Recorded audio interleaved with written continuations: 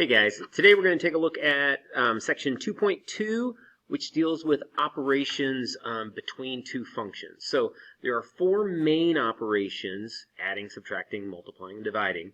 And then there's a fifth operation that's kind of unique to functions. So the first four up here you can see at the top. So the sum, the difference, product, quotient. F plus g of x, just simply, this is a function, and it's simply created by taking f of x and g of x and adding them together. Okay, f minus g of x is simply taking two functions, f of x and g of x, and subtracting them from each other. So this top part is pretty straightforward. You're going to be given two functions, f of x and g of x, and then you're going to be asked to find the following. What would f plus g of x look like? So you are literally going to take these two functions and you're just going to add them together. So in this case, because these are both polynomials, we're just going to combine like terms, which if you take a look at them, there's not going to be a lot of like terms here. I've got a 2x squared. I don't have another 2x squared or another x squared. I've got a 3 and a 1, so that's a 4. And then I've got this 4x cubed. And that's it. Now, this looks a little weird to me. I would probably rewrite this in what is called descending order, where you put your biggest exponents out front. But that is our function, f plus g of x, okay? And it's a new function. If I wanted to know, for example, what is f plus g of negative 1, I would literally just take a negative 1 and I would plug it into my new function.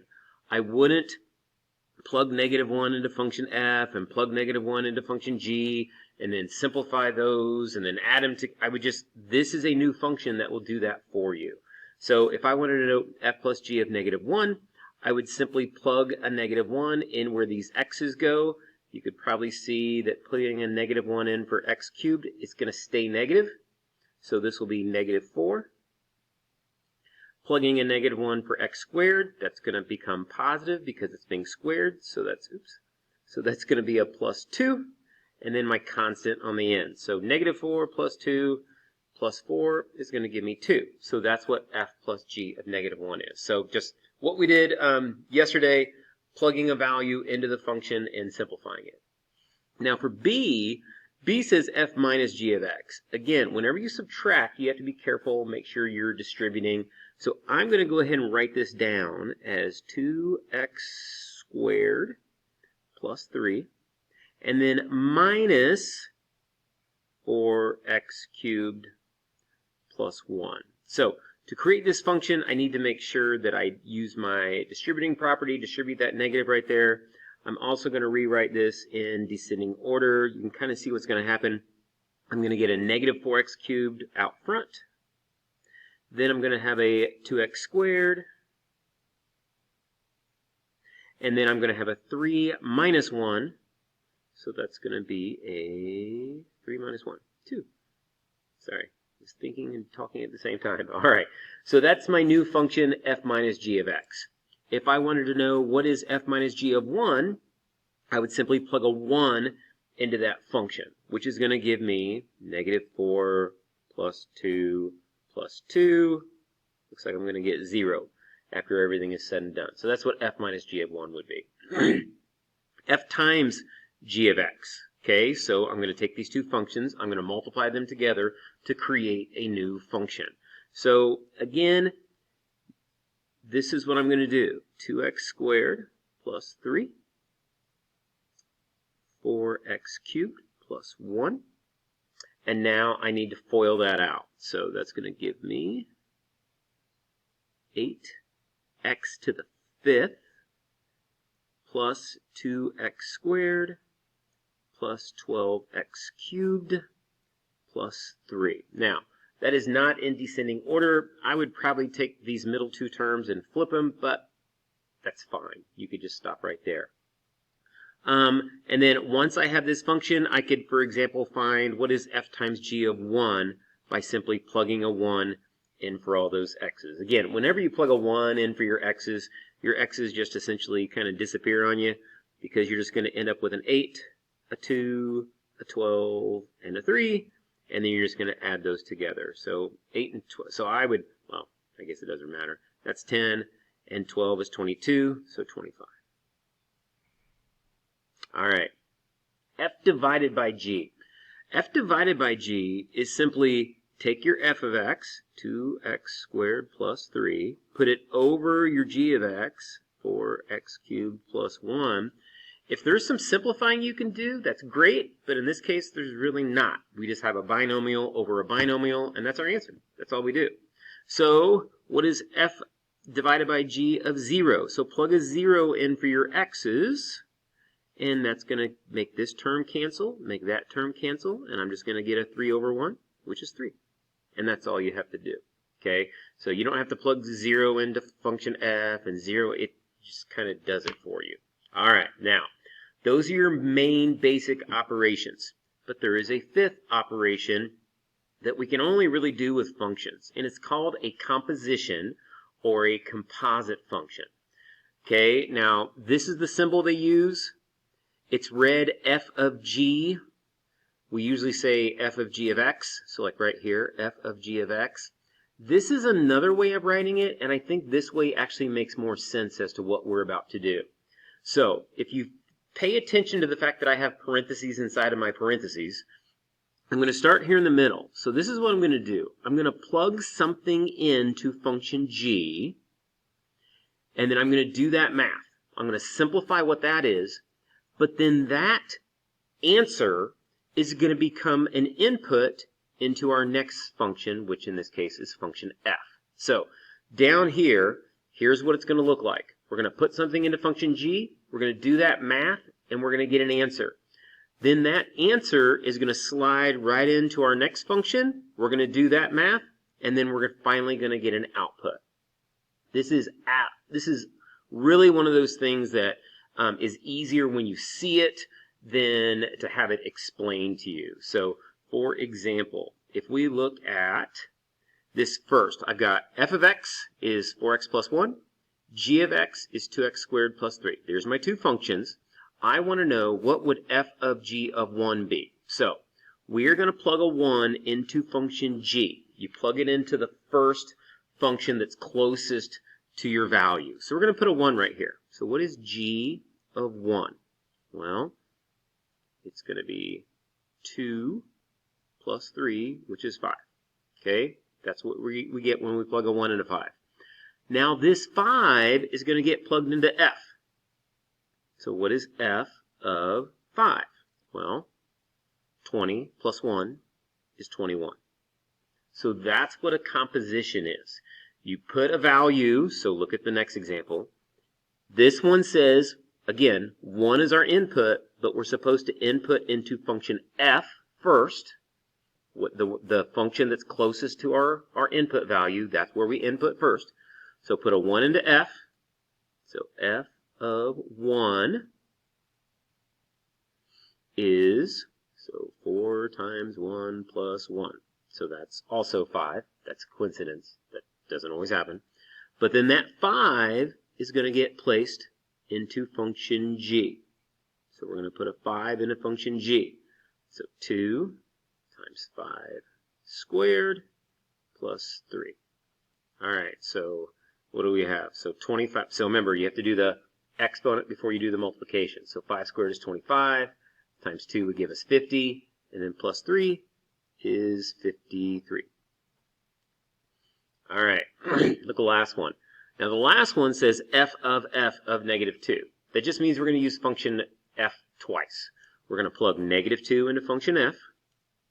So f of negative 2. So that's 4 times negative 2 plus 1. All right, so 4 times negative 2 is negative 8. Plus 1 would be negative 7.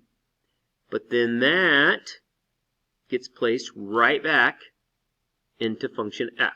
So negative 7. So again, 4 times negative 7 and then plus 1. All right, so 4 times negative 7 is negative 28.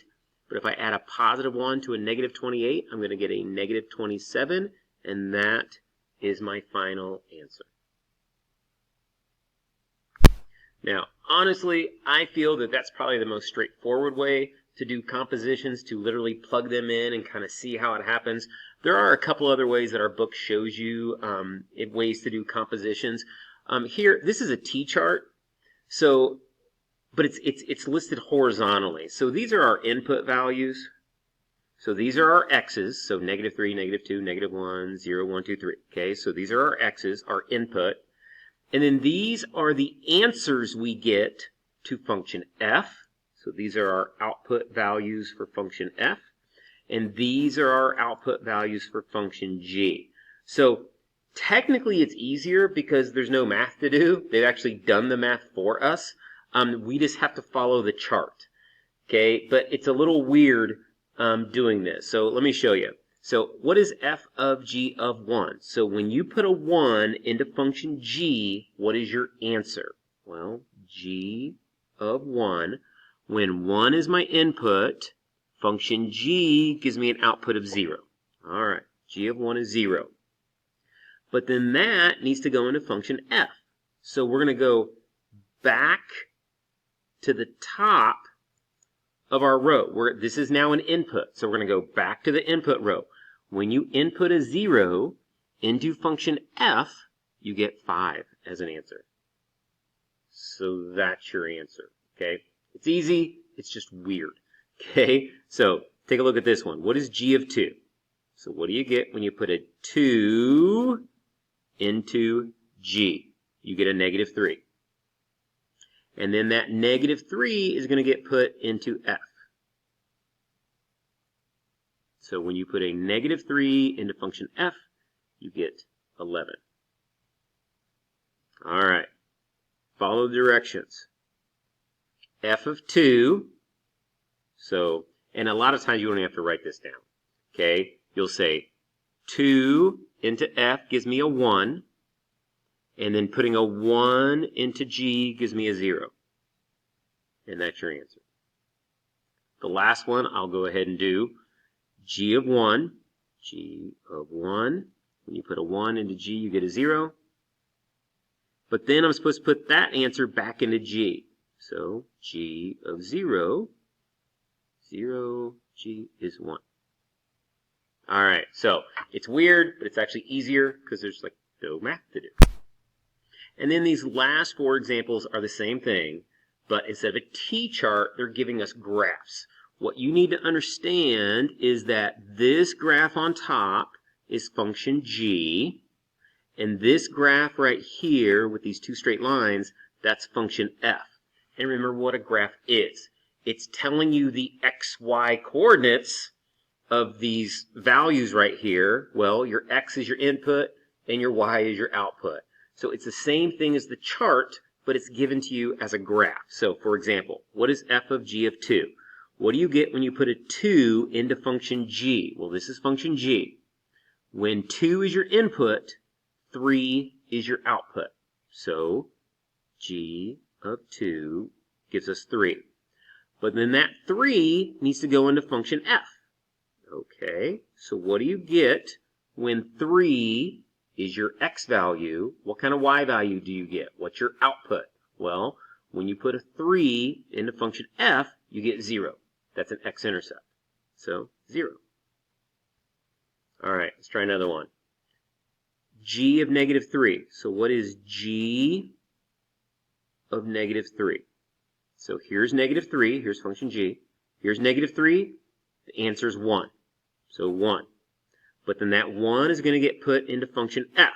And what do you get when you put a 1 into function f? Well, here's 1. This is function f. You get 2. So that's your final answer.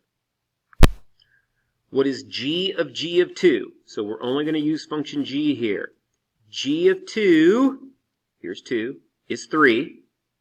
But then that 3 is going to go back into g. What output do you get when your input is 3? Well, there's 3, 4. An input of 3 gives us an output of 4. That is our final answer. All right, see if you can do the last one. F of 1 is 2, and then f of 2 is 1, and so that is your final answer. So take a look at your worksheet and let me know if you have any questions.